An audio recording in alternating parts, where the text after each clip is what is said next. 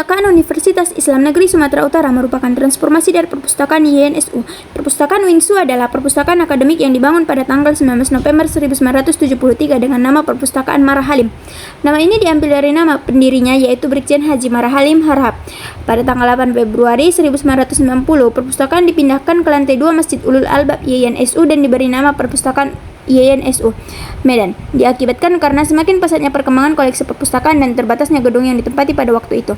Pada mulanya, YN mengelola 5 perpustakaan. Yang pertama, Perpustakaan Mara Halim, yang kedua, Perpustakaan Fakultas Tarbiyah, yang ketiga, Perpustakaan Fakultas Syariah, yang keempat, Perpustakaan Fakultas Dakwah, yang kelima, Perpustakaan Fakultas Usuluddin.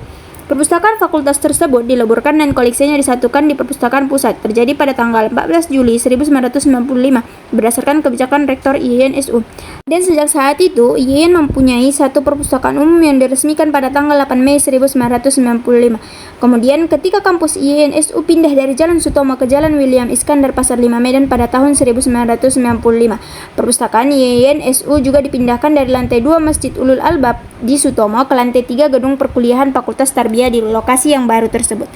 Pada tahun 2003, perpustakaan YNSU baru memiliki gedung sendiri yang berlokasi di kampus 2 Jalan William Iskandar Pasar 5 Medan dengan memiliki 3 gedung lantai dan keseluruhannya itu 3.000 meter persegi dan diresmikan oleh Menteri Agama Republik Indonesia Dr. Haji Said Agil Munawar. Dari tahun berdirinya hingga Januari 2021, gedung ini merupakan perpustakaan pusat yang dimiliki UINSU. 2021 merupakan tahun yang penuh sejarah bagi UINSU, di mana pada 24 Februari 2021 UINSU meresmikan berdirinya kampus 4 yang berlokasi di Jalan Lapangan Golf, Kampung Tengah, Kabupaten Deli Serdang, Sumatera Utara. Peresmian ini ditandai dengan berdirinya 7 gedung yang salah satunya adalah gedung perpustakaan yang menjadikannya sebagai perpustakaan pusat. Perpustakaan UINSU terdiri dari 3 gedung. Yang pertama, Perpustakaan Pusat di Kampus 4, Perpustakaan Cabang terletak di Kampus 2 dan 1. Sejak tahun 2015, seiring berubahnya YNSU menjadi UINSU, maka perpustakaan juga berubah nama menjadi Perpustakaan UINSU dan menjadi sumber informasi bagi sivitas akademika hingga sekarang. Nah, teman-teman bisa melihat secara langsung struktur organisasi di Perpustakaan UINSU.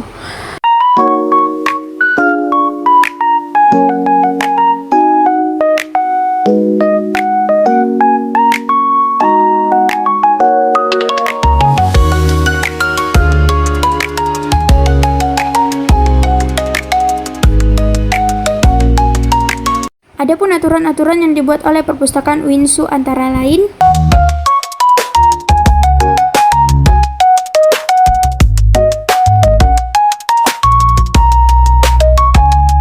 perpustakaan menyediakan koleksi referensi seperti kamus, ensiklopedia, kitab kuning, serta skripsi dan tesis yang sudah digital.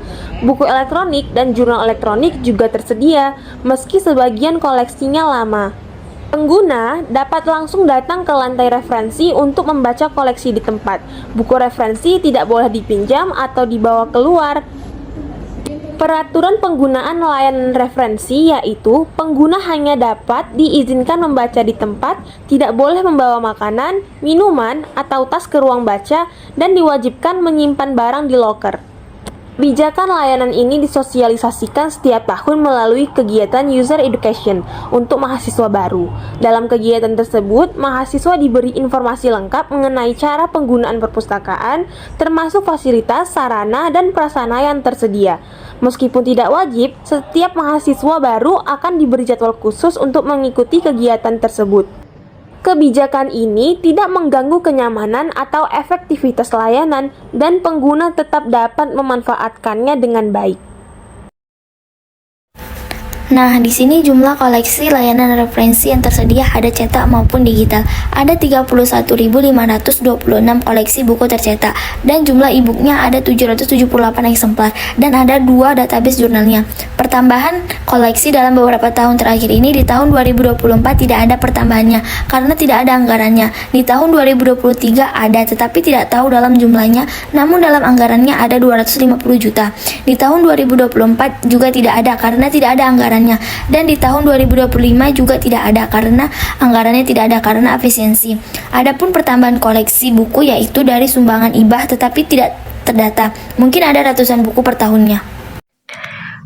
terdapat 5 pustakawan yang mengelola layanan referensi. Yang pertama itu ada Pak Pardiono, yaitu sebagai koordinator di layanan pemustaka.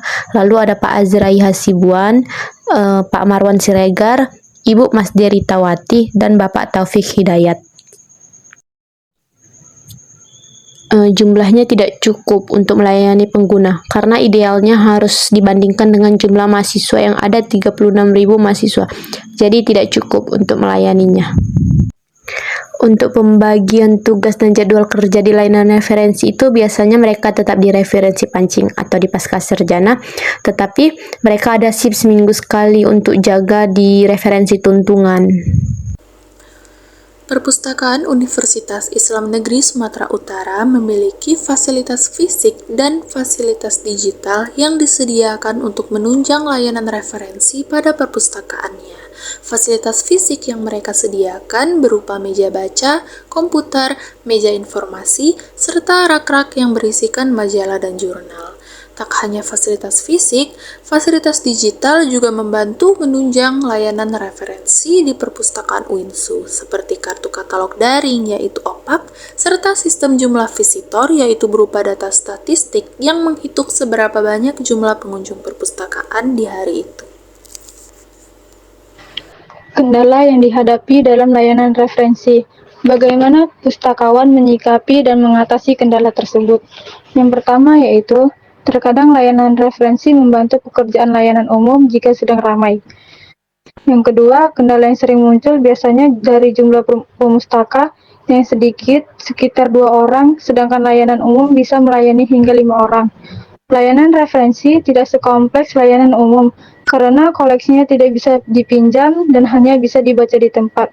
Yang keempat, meskipun begitu, layanan referensi tetap cukup membantu, terutama dalam mendukung layanan umum. Biasanya referensi lebih sering membantu umum dibandingkan sebaliknya. Peran pustakawan referensi dalam membantu pengguna. Bagaimana cara pustakawan membimbing pengguna dalam pencarian informasi? Yang pertama yaitu, pengguna biasanya mencari informasi melalui OPAK, Online Public Access Catalog. Yang kedua, mahasiswa sudah mendapat pembekalan lewat kegiatan user education, jika mereka sudah tahu cara mencari informasi. Dan yang ketiga, jika masih bingung, mereka akan bertanya kepada pustakawan. Misalnya saat buku yang muncul di OPAK ternyata tidak ditemukan di rak. Dalam kasus seperti ini, pustakawan akan memberikan arahan lebih lanjut. Apakah pustakawan memberikan pelatihan literasi informasi atau bimbingan pengguna sumber referensi? Dulu ada kelas literasi informasi, tetapi sekarang hanya dilakukan dalam kelompok kecil, biasanya mahasiswa dari jurusan ilmu perpustakaan UINSU. Sebagian besar datang langsung ke perpustakaan, kadang karena tugas